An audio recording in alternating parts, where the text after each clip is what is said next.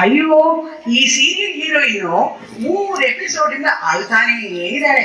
ಅವ್ರಿಗೆ ಸ್ವಲ್ಪ ಮೈಸೂರು ಪಾಕ್ ಕೊಡಿ, ಲಘು ಬರುತ್ತೋ ಏನೋ. ಮೊದಲು ಮಾಲ್ಗುಡಿ ಡೇಸ್ ಇತ್ತು, ಈಗ ಮೆಲೋಡ್ರಾಮಾ ಡೇಸ್ ಬಂದಿವೆ.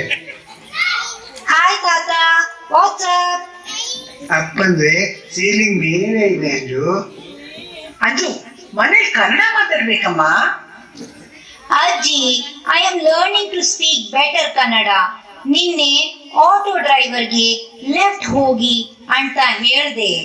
ಸರಿಯಾಗಿದೆ, ನೆಕ್ಸ್ಟ್ ಟೈಮ್ ಹೇಳು ತುಂಬಾ ಥ್ಯಾಂಕ್ಸ್ ಅಂತ. ನಮಸ್ಕಾರ ಗಾಯತ್ರಿ, ನಿಮ್ ಟಿಫನ್ ಬಾಕ್ಸ್ ವಾಪಸ್ ಕೊಡಕ್ ಬಂದಿದ್ದೀನಿ. ನೀವು ಮಾಡಿದ ಬಿಸಳೆ ಬಾತು ತುಂಬಾ ಚೆನ್ನಾಗಿತ್ತು ಗಾಯತ್ರಿ. ತುಂಬಾ ಧನ್ಯವಾದಗಳು ಲಕ್ಷ್ಮಿ. ನೆಕ್ಸ್ಟ್ ಟೈಮ್ ನಿಮ್ಗೆ ರುಚಿಯಾದ ರಾಗಿ ದೋಸೆ ಕೊಡ್ತೀನಿ. ಅಜ್ಜಿ, ಧನ್ಯವಾದ ಅಂದ್ರೆ ಏನು? ಅದರ ಅರ್ಥ ಥ್ಯಾಂಕ್ ಯು ಅಂದ. ಓ, ಐ ಟ್ರೈ. ಧನ್ಯವಾದಗಳು. ಅದು ಧನ್ಯವಾದ ಗೋಳು ಅಲ್ಲ, ಗಳು. ಇವತ್ತು ಮಕ್ಕಳು ಕನ್ನಡ ಮರೀತಾ ಇದ್ದಾರೆ. ವೈಫೈ ಪಾಸ್ವರ್ಡ್ ಮಾತ್ರ ನೆನಪಿರುತ್ತೆ ಅವ್ರಿಗೆ. ಹಾ, ಪೂಜೆ ಬರ್ತಿರೋ ನೆಟ್ಫ್ಲಿಕ್ಸ್ ಲಾಗಿನ್ ಮಾತ್ರ ಚೆನ್ನಾಗಿ ನೆನಪಿರುತ್ತೆ. ಆದ್ರೆ ನಮ್ಮನೆಯಲ್ಲಿ ಪ್ರೀತಿ ಇದೆ, ಕನ್ನಡ ಇಂಗ್ಲಿಷ್ ಎಲ್ಲ ಮಿಕ್ಸ್. ಹೀಗಿದೆ ನಮ್ಮ ಕನ್ನಡಿಗರ ಆಚರಣೆ. ಸ್ವಲ್ಪ ಆಚರಣೆ, ಸ್ವಲ್ಪ ಗೊಂದಲ. ಸರಿ ಗಾಯತ್ರಿ, ಸಾಯಂಕಾಲ ಹ್ಯಾಪಿ ಕ್ಲಬ್ ಅಲ್ಲಿ ಮೀಟ್ ಆಗೋಣ.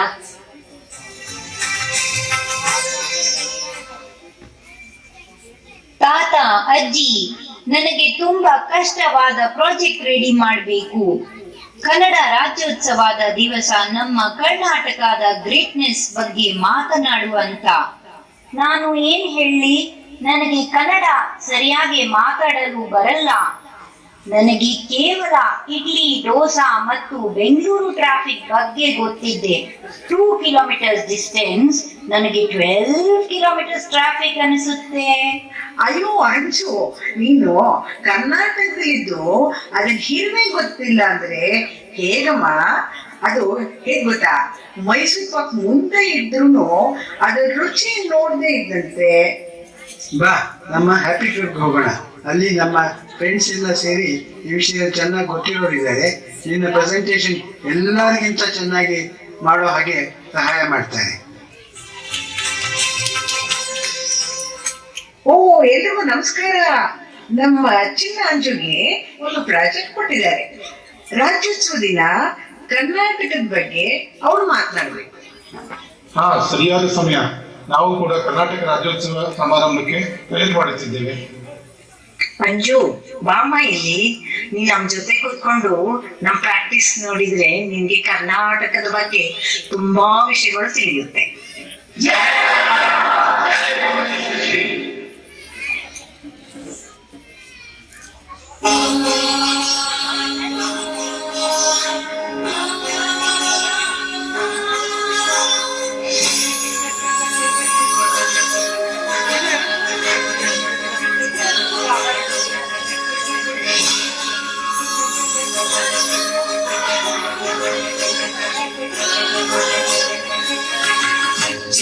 ಕನ್ನಡದ ದೀಪ, ಹಚ್ಚೇವು ಕನ್ನಡದ ದೀಪ, ಕರುನಾಡ ದೀಪ, ಸಿರಿನುಡಿಯ ದೀಪ, ಒಲವೆತ್ತಿ ತೋರುವ ದೀಪ.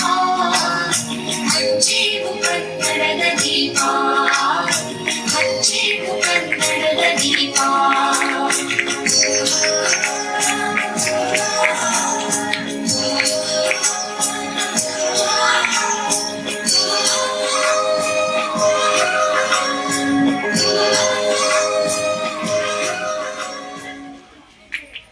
ಲಕ್ಷ್ಮಿ, ಅಭ್ಯಾಸ ಸ್ವಲ್ಪ ನಿಲ್ಲಿಸೋಣ.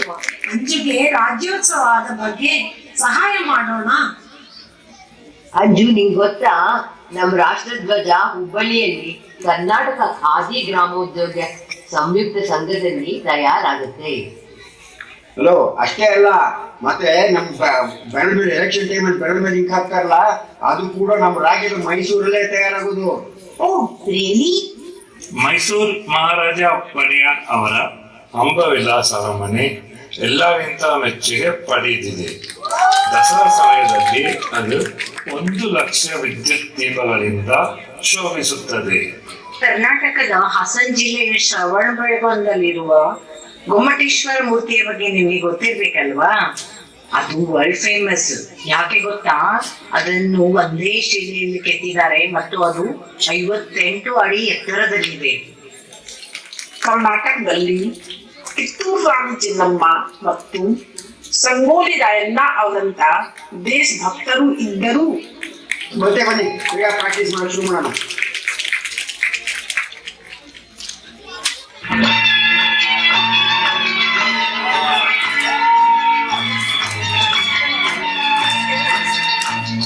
ಅಪಾರ ಕೀರ್ತಿ ಗಳಿಸಿ ನೆರವ ಭವ್ಯ ನಾಡಿದು ಕರ್ನಾಟಕವೆಂದು ದೀಪ ಕಲೆಯ ಬೀಡಿದು.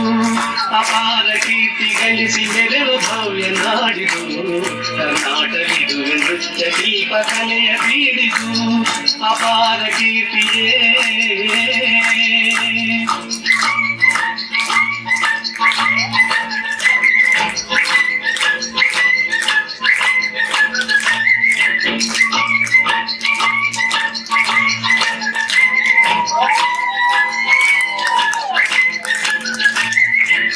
ಅಂಜುಗೆ ಇವು ಕೆಲವು ವಿಚಾರಗಳನ್ನು ತಿಳಿಸಲು ಸಹಾಯ ಮಾಡೋಣ. ನಿಮ್ಗೆ ಗೊತ್ತಾ, ಮೈಸೂರು ತಯಾರಾಗೋ ಕರ್ನಾಟಕ ಸ್ಯಾಂಡಲ್ವುಡ್ ಆಯಿಲು ಮತ್ತು ಸ್ಯಾಂಡಲ್ವುಡ್ ಸೋಪು ಅತಿ ಶುದ್ಧವಾಗಿದೆ. ಆ ಜಗತ್ತಿನಲ್ಲಿ ಅವಾಗ ಬಹಳ ಬೇಡಿಕೆ ಇದೆ. ಮತ್ತೆ GI ಟ್ಯಾಗ್ ಕೂಡ ಇದೆ. ಅಂಜು, ನಮ್ಮ ಕರ್ನಾಟಕದ ಅಡಿಕೆ, ಕಾಫಿ, ಸಿಲ್ಕ್ ಮತ್ತು ಸ್ಯಾಂಡಲ್ವುಡ್ ತುಂಬಾ ಬೇಡಿಕೆಯಲ್ಲಿವೆ. ಮತ್ತು ನಮ್ಮ ಇಲ್ಕಲ್ ಸೀರೆ, ರೇಷ್ಮೆ ಸೀರೆ ವರ್ಲ್ಡ್ ಫೇಮಸ್. ನಾನು ಇದನ್ನೆಲ್ಲ ತಿಳ್ಕೊಳ್ತೇನೆ, ತುಂಬಾ ಚೆನ್ನಾಗಿದೆ.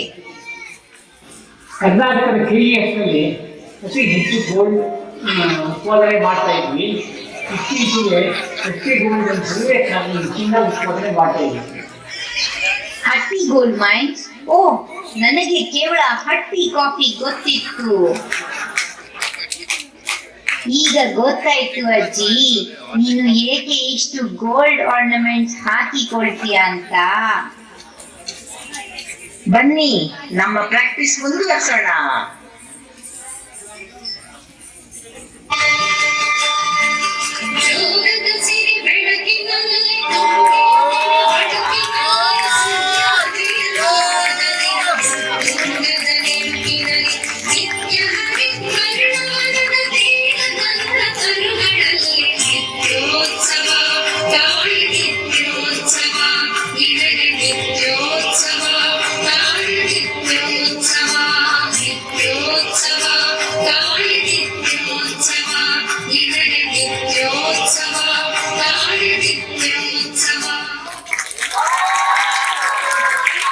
ವಿಚಾರಗಳನ್ನು ಹಂಚಿಕೊಳ್ಳೋ ಸಮಯ ಬಂದಿದೆ. ನನಗೂ ಬಹಳ ಆಸಕ್ತಿ ಇದೆ. ಅಂಜು, ಕರ್ನಾಟಕ ರಾಜ್ಯದಲ್ಲಿ ತುಂಬಾ ಸುಂದರವಾದ ಜಲಪಾತಗಳು ಇವೆ. Jog falls, Magod falls, Abbey falls, Shivanasamudra falls ಅವರನ್ನು ನೋಡಲೇಬೇಕು. ಕರ್ನಾಟಕದಲ್ಲಿ ಭಾರತದ ಅನೇಕ ಪ್ರಸಿದ್ಧವಾದ ನದಿಗಳು ಕೃಷ್ಣ, ಕಾವೇರಿ, ತುಂಗಭದ್ರಾ, ಹೇಮಾವತಿ, ಶ್ರಾವತಿ ಇವೆಲ್ಲ ಹರಿಯುತ್ತವೆ. ಕರ್ನಾಟಕದ 8 ಜನ ಸಾಹಿತಿಗಳು ಭಾರತ ದೇಶದ ಗೌರವವಾದ ಜ್ಞಾನಪೀಠ ಪುರಸ್ಕಾರದ ಅತಿ ಹೆಚ್ಚಿನ ಸಂಖ್ಯೆಯಲ್ಲಿ ವಿಜೇತರು ಆಗಿದ್ದಾರೆ. ಕರ್ನಾಟಕದಲ್ಲಿ ಹಂಪಿ, ಹಳೆಯಬೀಡು, ಬೇಲೂರು ಇವೆಲ್ಲ ಯುನೆಸ್ಕೋ ವರ್ಲ್ಡ್ ಹೆರಿಟೇಜ್ ಸೈಟ್ಸ್ ಎಂದು ಮಾನ್ಯತೆ ಪಡೆದಿದೆ. ಗೋಲ್ ಗುಂಬಜ್ ಇನ್ನು ಟೆಂಟೇಟಿವ್ ಲಿಸ್ಟ್ ನಲ್ಲಿ ಇದೆ. ನಿಮ್ಗೆ ಚನ್ನಪಟ್ಟಣದ ಬಣ್ಣದ ಬೊಂಬೆಗಳ ಬಗ್ಗೆ ಗೊತ್ತಿರೋದಲ್ವಾ? ಅವು ತುಂಬಾ ಅಟ್ರಾಕ್ಟಿವ್ ಮತ್ತೆ ಮಕ್ಕಳಿಗೆ ತುಂಬಾ ಸೇಫ್. ಅವುಗಳನ್ನೆಲ್ಲ ನ್ಯಾಚುರಲ್ ವುಡ್ ಅಂದ್ರೆ ಐವರಿ ವುಡ್ ಮತ್ತೆ ನೈಸರ್ಗಿಕ ಬಣ್ಣಗಳಿಂದ ತಯಾರಿಸ್ತಾರೆ. ಅದು ನಮ್ಮ ಕರ್ನಾಟಕದಲ್ಲಿದೆ. ಇದು ಅದಕ್ಕೇನೆ ಅದಕ್ಕೆ ಚನ್ನಪಟ್ಟಣಕ್ಕೆ ಟಾಯ್ ಟೌನ್ ಆಫ್ ಇಂಡಿಯಾ ಅಂತಾರೆ. ಮತ್ತೆ ಬನ್ನಿ ಈಗ ಪ್ರಾಕ್ಟೀಸ್ ಮಾಡಿ ಶುರು ಮಾಡೋಣ.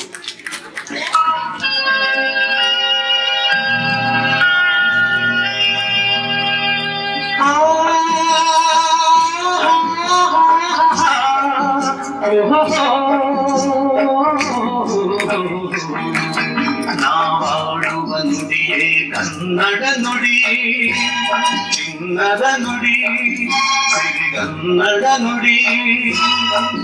ನಾವಿರುವ ತಾಣವೇ ಗಂಧದ ಗುಡಿ, ಅಂಧದ ಗುಡಿ, ಚಂದದ ಗುಡಿ.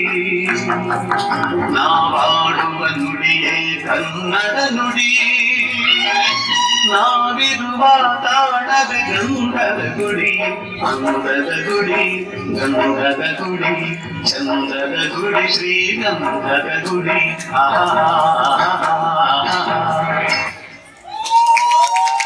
ಮಂಜು, ಈ ಎಲ್ಲ ಮಾಹಿತಿ ಜೊತೆ ಅಂದ್ರೆ ನಮ್ ಕರ್ನಾಟಕ ರಾಜ್ಯದ ಊಟ ಉಪಹಾರ ನೆನಪಿರ್ಲಿ. ಬಿಸಿಬೇಳೆ ಬಾತು, ಮೈಸೂರು ಪಾಕು, ರಾಗಿ ಮುದ್ದೆ, ನೀರ್ ದೋಸೆ, ಮದ್ದೂರಣ ಇತ್ಯಾದಿ ಇತ್ಯಾದಿ. ನನಗೆ ಬಹಳ ಸಂತೋಷ ಆಗಿದೆ ತಾತ ಅಜ್ಜಿ. ನಮ್ಮ ಕರ್ನಾಟಕ ಎಷ್ಟು ಭವ್ಯ ಆಗಿದೆ ಎಂದು ನನಗೆ ಗೊತ್ತೇ ಇರಲಿಲ್ಲ. ಎಷ್ಟು ಇನ್ಫಾರ್ಮೇಶನ್ ಸಿಕ್ತು.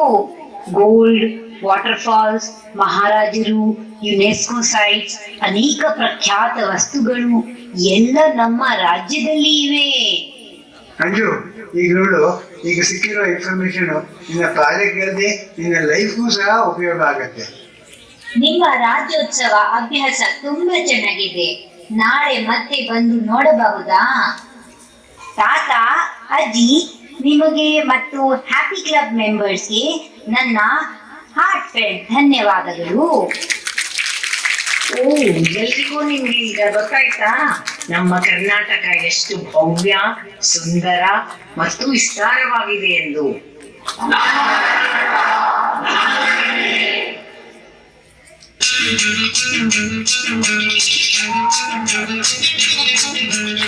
ಹುಟ್ಟಿದರೆ ಕನ್ನಡ ನಾಡ ಹುಟ್ಟಬೇಕು, ಬಿಟ್ಟಿದರೆ ಕನ್ನಡ ಹುಟ್ಟಬೇಕು, ಬದುಕಿದ ಚಟಕಾವಣಿ ಇದು ವಿಧಿಯೋಡಿಸುವ ಬಣ್ಣಿ, ಬದುಕಿದ ಚಟಕಾವಣಿ ಇದು ಅಲೆದಾಡಿಸುವ ಬಣ್ಣಿ.